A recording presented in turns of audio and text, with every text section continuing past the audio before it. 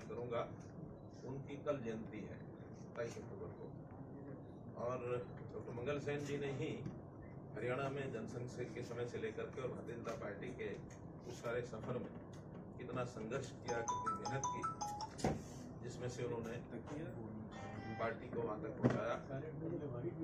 1951 में वो जनसंघ की स्थापना के बाद तुरंत राजनीति में आ गए थे। 57 में पहली बार चुनाव लड़ करके रोहतक से वो विधायक भी बने थे और लगातार संघर्ष करते हुए, हमको याद होगा कि जल युद्ध के नाते 1985 में जोई देवला जी के साथ मिल करके हरियाणा में एक बहुत बड़ा और आंदोलन भी किया था, जल संघर्ष इस नाते से, और जल की आपूर्ति कैसे हरियाणा के ज़्यादा हो, तो उस नाते से काम करते करते 1990 में उनका जो है देहांत हुआ था, हमें छोड़ के चले गए थे।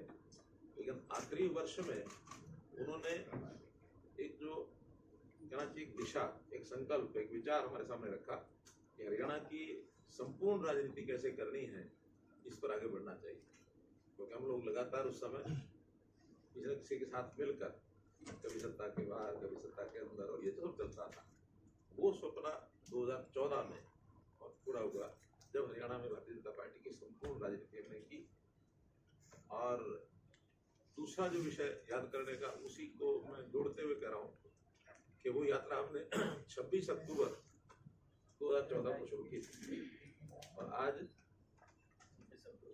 26 अक्टूबर 2022, 8 वर्ष पूरे हो गए हैं। 9वें वर्ष के भी लगभग 4 घंटे और ऊपर हो गए हैं, क्योंकि प्रातःकाल 11:30 बजे, 11 बजे के लगभग शपथ हुई, अब 3 बजे है, तो 9वें वर्ष का प्रारंभ हो गया है। इस अवसर पर भी आप सबको, आप सबके माध्यम से हरियाणा की जनता को, पूरे बल्कि देश की जनता को, दिल्ली की जनता को मैं बधाई भी देता हूँ, सबको शुभकामना देता हूँ और आशा करता हूँ कि जनता का सहयोग इसी प्रकार से जैसे 8 साल मिला है, इसी प्रकार से वो मिलता रहेगा। हमने इन 8 सालों में काम अपनी ओर से तो बहुत किए। ये ठीक है कि विपक्ष का काम थोड़ा आलोचना करना होता है, नामी विपक्ष होता है, तो इसलिए करनी भी चाहिए, और कभी कभी उनके विपक्ष में विरोध करने के उसमें से कुछ बातें अगर प्रदेश के हित में हमको ध्यान में आ जाए तो उसको ठीक भी करते हैं। हमने कभी भी विपक्ष को इतना ज्यादा यानी दरकिनार नहीं किया कि उनकी कोई अच्छी हमने न माना हो। हमने लगातार जो हमारे नीतियां, जो हमारी पॉलिसी, जो हमारी उपलब्धियां, देश के प्रधानमंत्री नरेंद्र मोदी जी, क्योंकि संयोग से 2014 में ही मई में हमारी केंद्र में भी सरकार बन गई थी, तो प्रधानमंत्री जी ने भी जो हमको एक ब्लूप्रिंट रखा है समाज की प्रगति का, प्रदेशों की प्रगति का, बराबर वो हमको संभालते हैं। उन्होंने जब जो रास्ते दिखाए, जो प्रेरणा उनसे मिली, उस पर भी हम लगातार काम करते रहे। तो एकजुट होकर के 8 साल में हमने जो बहुत उपलब्धियां की हैं, कुछ जो चीजें ऐसी हैं जो जनता में बुराई के नाते देखी जाती हैं, उनको प्रहार किया और जनहित में जो अच्छी बातें करनी है उसको हमने आगे भी बढ़ाया। अगर मैं ये कहूं कि हमने प्रहार किया, 3 C पर प्रहार किया, करप्शन, कास्ट और क्राइम, 3 चीजों पर हमने प्रहार किया है और लगातार चल रहा है। क्योंकि विषय ऐसे हैं कि जो एक दिन में समाप्त नहीं हो सकते, चाहे वो क्राइम हो, चाहे वो करप्शन हो, चाहे वो कास्ट ओरिएंटेड सारा जो सिस्टम होता है वो। और इसी प्रकार से हमने 5S को प्रमोट किया हमेशा: शिक्षा, स्वास्थ्य, सुरक्षा, स्वावलंबन और स्वाभिमान। इन 5 चीजों को हमने लगातार प्रमोट किया है। बाकी तो इसके नीचे आने वाले अनन्य कार्यक्रम, अनन्य विभाग, उनकी अपनी योजनाएं, वो सब चलते हैं, लेकिन मोटे रूप से हमने लगातार अपनी इस विचारधारा के आधार पर अपनी सारी रणनीति बनाई है और उसके बहुत से ऐसे पहलू हैं जो समय समय पर बताते भी रहे हैं। आज भी जरूर मैं थोड़ा समय आप लोगों को जरूर उसका बताऊंगा भी सही। हमने जैसे सबसे पहले अगर मैं बात कहूँ तो भले पर्यटन तो हमने 5 साल पहले शुरू किए थे, लेकिन सफलता पिछले 2 साल में मिली हमको। वो है परिवार पहचान पत्र, कि पूरे हरियाणा की आबादी का, परिवार के हिसाब से उनके हर सदस्य का एक डाटा कैसे रख सके, ताकि हर किसी का कल्याण करने के लिए सरकारी योजनाएं बनाई जा सके। चाहे वो छोटे बच्चे 0 से 5 साल के हैं, चाहे 5 से 18 स्कूल गोइंग चिल्ड्रन है, चाहे 18 से 25 हायर एजुकेशन का लेवल है, चाहे 25 से 60 उनको एम्प्लॉयमेंट के नाते से उनकी अपनी आजीविका परिवार चलाने के नाते से है, और चाहे 60 साल के बाद आयु के लोग हैं जिनको अपनी एक सोशल सिक्योरिटी चाहिए, वो भी हमने अलग से उसमें किया है। और ये कोई तकलीफ है उसकी हमारी योजना नहीं बनी उस तकलीफ को दूर करने के लिए। यथासंभव हर नागरिक की चिंता करना, ये हम इस परिवार पहचान पत्र का जो एक हिसाब किताब है इसके माध्यम से करेंगे। काफ़ी शुरू हो गया है, काफ़ी आगे बढ़ेंगे। पहला उसमें कार्यक्रम तो बहुत लिए हैं, लेकिन जिसका उल्लेख करूंगा वो है अंत्योदय के नाते से मुख्यमंत्री अंत्योदय परिवार उत्थान योजना। कम आय के लोगों को कैसे आय की वृद्धि करके उनका सुख चयन कैसे बढ़ाया जाए। तुमने टारगेट रखा कि 1 लाख से नीचे पर एनम पर फैमिली जिनकी इनकम है उनको पहले सिलेक्ट किया है, और ये लगभग 7 लाख के आसपास परिवार हरियाणा में हैं जिनके 1 लाख रुपए से भी कम आया, अर्थात महीने की केवल 8,000, उनको कैसे 15,000 तक लेकर जाए। ये योजना हमारी शुरू हुई है। इसमें हमने जगह जगह पर अंत्योदय मेले लगाए हैं, आधे लग चुके हैं, आधे भी बाकी हैं। कोविड के कारण से थोड़ा स्लो हुआ ये मामला, लेकिन आगे बढ़ रहे हैं। बैंकों से सहयोग किया है, स्किल डिपार्टमेंट के माध्यम से उसको सहयोग किया है, प्राइवेट इंडस्ट्री से भी हमने सहयोग मांगा है। लगभग 30,000 लोगों को बैंक के ऋण पिछले 6 महीने में ही हमने दिलवाए हैं, अपने पैरों पर खड़ा होने के लिए। कोई छोटा उद्योग है, छोटा कोई अपनी दुकान है, अपना कोई ऐसा काम है जिसमें से उनको आय बढ़ जाए, और एक बहुत नीचे लेवल के लोगों को एक संतुष्टि है, इस नाते से ये काम हमने इसमें किया है। अगर मैं इसके आगे बढ़ता हूँ, एक एक वर्ग के नाते, किसानों के नाते बहुत काम किया, लेकिन बहुत महत्वपूर्ण जिसका मैं उल्लेख करूंगा, मैं 7-8 काम ऐसे उल्लेख करूंगा जिसको हम ये भी कह सकते हैं कि 8 साल में 8 कमाल जैसे कह सकते हैं ना, इस प्रकार के काम बहुत है। कई बार हमारे डीपीआर साहब ये कहते हैं कि जब कभी कोई रिपोर्ट तैयार करनी होती है तो मुझे समझ नहीं आता क्या छोड़ूं क्या निकालूं। सैकड़ों की संख्या में उनके सामने क्योंकि सारा रिकॉर्ड उसके पास रहता है, फिर भी कोशिश करके हमने कहा कि प्रमुख 8 इस बात कुछ और उल्लेख करेंगे। तो ये भी हमारा मेरी फसल मेरा ब्यौरा किसानों के लिए एक ऐसा सिस्टम बनाया कि हर किसान को, यानी उसका फसल कहाँ क्या बोया है उसको समय पर उसकी प्रोक्योरमेंट के नाते उसको सुविधा मिल जाए, ठीक से पेमेंट उसकी खाते में पहुंच जाए, और कभी कोई खराबा हो जाए तो उस फसल का उसको कंपनसेशन मिल जाए। एक ऑनलाइन सिस्टम, हर किसान को पता लग जाता है, सरकार को पता लग जाता है, मंडियों को पता लग जाता है कि हमने व्यवस्थाएं क्या कर रही है। मेरी फसल मेरा ब्यौरा एक ऐसा सिस्टम बनाया है कि हर किसी को, अभी तो जो प्रोक्योरमेंट की फसलें हैं वही डालते हैं, हम योजना ये बना रहे हैं, बल्कि कहा भी है डिपार्टमेंट आगे चल के हर एकड़ का डाटा हमारे पास होना चाहिए। इवन अगर जमीन खाली भी रह गई है उसका डाटा भी होगा, खाली क्यों छोड़ी है। कुछ किसान योजना से खाली छोड़ते हैं उसकी उर्वरक शक्ति को बढ़ाने के लिए। यानी कभी समय था आईटी लोगों के लिए बहुत बड़ी ऐसी चीज थी कि एक लोगों को आश्चर्य लगता था कि ये भी सिस्टम है, ऐसा ही बन सकता है। हम भी छोटे होते थे तो मोदी जी ने एक शौक लगा दिया हमको कंप्यूटर का, तो कंप्यूटर करते करते आज सारी चीज़ों का ऐसा लग रहा है कि सारी समस्याओं की आधी से ज़्यादा समस्याएं इसमें हल कर सकते हैं। डाटा जितना हरियाणा में हमने इकट्ठा किया है इतना शायद ही किसी प्रदेश ने डाटा इकट्ठा किया, बल्कि हमारे सर्वर छोटे पड़ गए हैं, नए सर्वर्स की नया स्पेस खरीदने की योजनाएं बन रही है।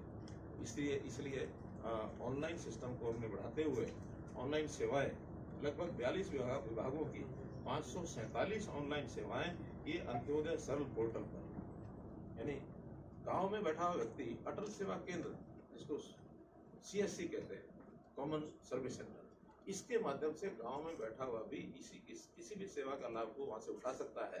तो एक क्रांति ऐसा लोगों को लगता है कि जो चीज हम धक्के खा करके दफ्तरों में जाते थे, दस्तावेज देते थे और जितनी भी उनकी परेशानियां होती थी, कोई चंडीगढ़ भागता था, वो कहीं भागता था, आज उनके गांव में बैठे हुए उनकी समस्याओं का हल होने लगा है।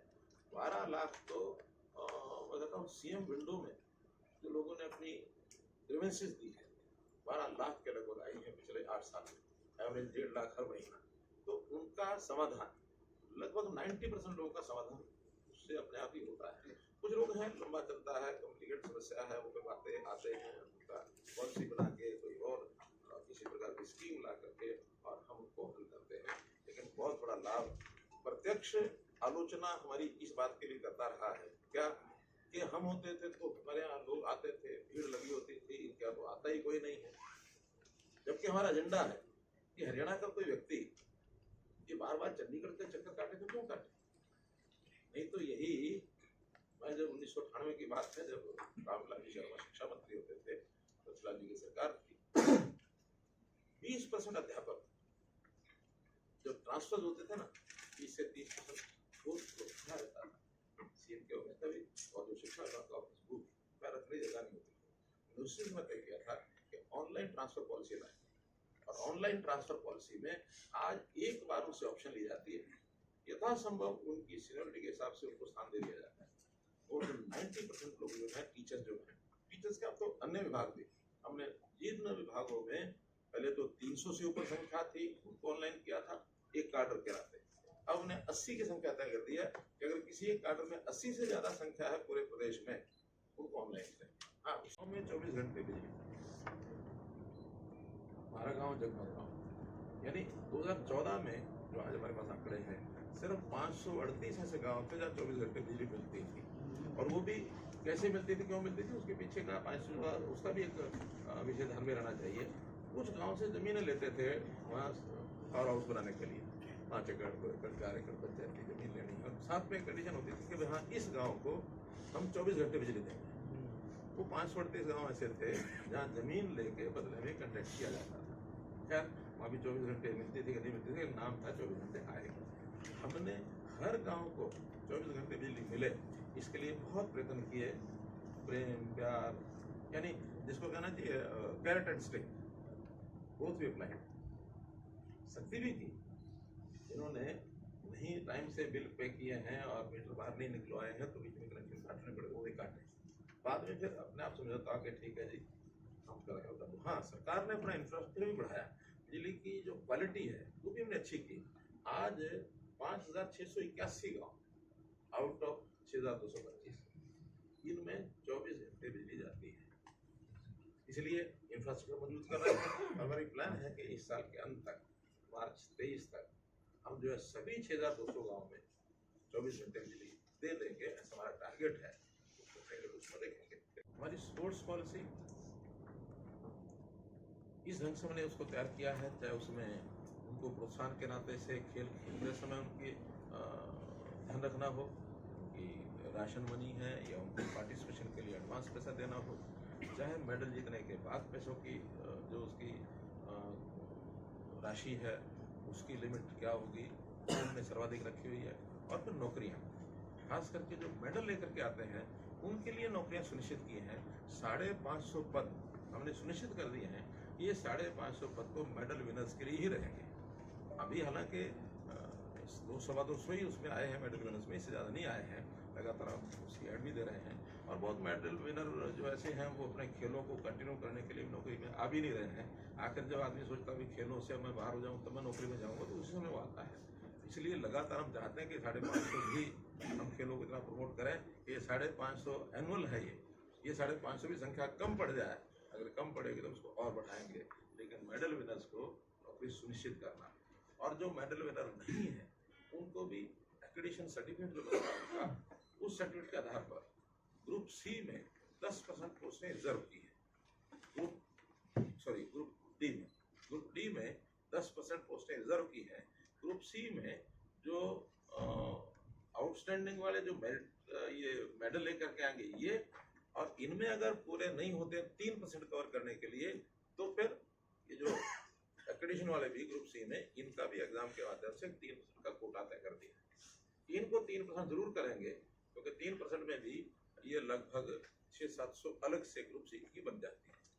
तो 550 अलग है, बाकी 3% ग्रुप सी में, 10% ग्रुप डी में, ये अलग से एक प्रकार से नौकरी देने का।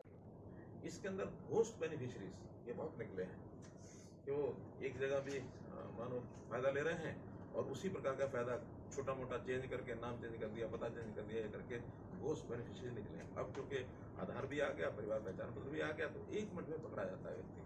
और इसी प्रकार जो हम स्कीमों का पैसा डायरेक्ट भेजते हैं, बीच में रास्ते में जो कमीशन खाने वाले लोग होते हैं वो बाहर हो गए। इसलिए सीधा किसी भी स्कीम का कोई फायदा आता तो व्यक्ति को डीबीटी जाता है। हम पिछले 5 साल में 53,000 करोड़ रुपया हमने सीधे ट्रांसफर किया है और एक सरकारी अनुमान के हिसाब से 1300 करोड़ रुपया हमने इसमें से बचाया है, जो अदरवाइज डीबीटी के माध्यम से नहीं होता तो लोग उसको ले जाते हैं। तो इसमें से सरकार की बचत भी बहुत हुई है। स्वास्थ्य की दृष्टि से आयुष्मान भारत, ये भी हमने केंद्र सरकार की योजना है, प्रधानमंत्री जी ने शुरू किया है, लेकिन उसमें हमारी लिमिट है प्रदेश की 15.5 लाख। हमने तय किया कि 1,80,000 तक सबको देंगे और अतिरिक्त खर्च होगा तो प्रदेश देगा, वो संख्या बन गई 23 लाख। तो ये 7.5 लाख का पैसा हरियाणा प्रदेश देगा और बाकी 15.5 लाख 60-40 है, 60 सेंटर 40 प्रदेश है। तो एक प्रकार से स्टेट का 23 लाख में अगर 40% कहता हूँ तो 6 लाख उसमें स्टेट का हो जाता है और 7 लाख 13 लाख स्टेट का है और 10 लाख सेंटर का है। ऐसा कुल मिलाकर के हमने इसमें अपना पैसा भी लगा करके एक आयुष्मान भारत की योजना को हमने आगे बढ़ाया है। जहाँ तक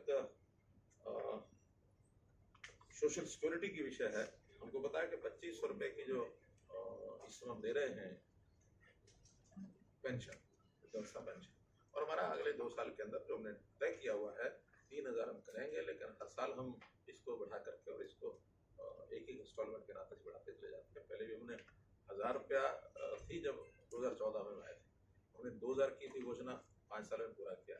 फिर अब 3,000 की घोषणा अगले 5 साल में 3,000 भी पूरा करेंगे। तो इसकी 2 किस्तें अभी और आगे बढ़ाकर उसको पूरा करेंगे। लेकिन ये एक क्योंकि पहले से घोषित है तो नया कोई विषय नहीं है इसमें तो कार्यक्रम हमारा है, उसमें हर साल बढ़ाते हैं तो सारा पढ़ करके पूरा होगा। लेकिन ये भी सारे देश में सर्वाधिक है, इसी प्रदेश में इतनी सोशल सिक्योरिटी की पेंशन, चाहे विधवा पेंशन हो, चाहे दिव्यांग की हो, चाहे ओल्ड एज पेंशन हो,